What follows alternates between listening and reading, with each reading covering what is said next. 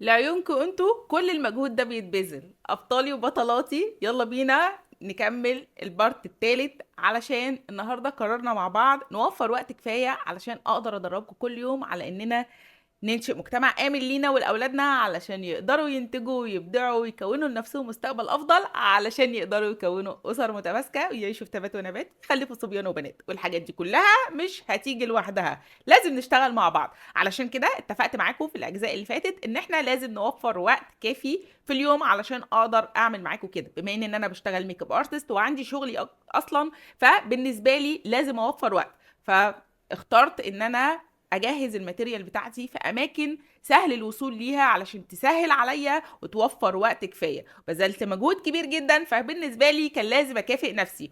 قمت اخدت بريك، ووقت المكافاه دلوقتي هو اني اكل. ودايما ادوا لنفسكم احساس ان الاكل بالنسبه لكم مكافاه، انتوا كده بتضحكوا على عقلكم وبتفهموه ان هو لازم يبذل مجهود زياده علشان تكافئوه تاني. هنا احنا بنشتغل عليه زي ما هو بيشتغل علينا. وبعد كده كان خلاص الوقت اتأخر، فقررت ان انا اكمل بكرة علشان اقوم اقدم لكم المحتوى. كان لازم اختار ما بين اختيارين، فاخترت ان انا افضلكم عن الشغل.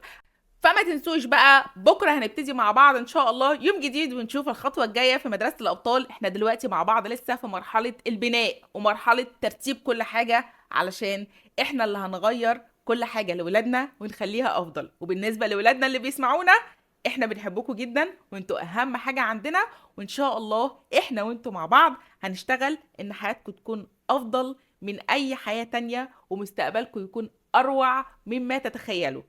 وانا مؤمنة ان ربنا اول ما يلاقينا بنسعى على اننا نغير الوضع ونتغير، هو هيغير لنا كل حاجة للأحسن. ما علينا الا السعي، والباقي كله على ربنا، واحنا هنبتدي مع بعض ان شاء الله.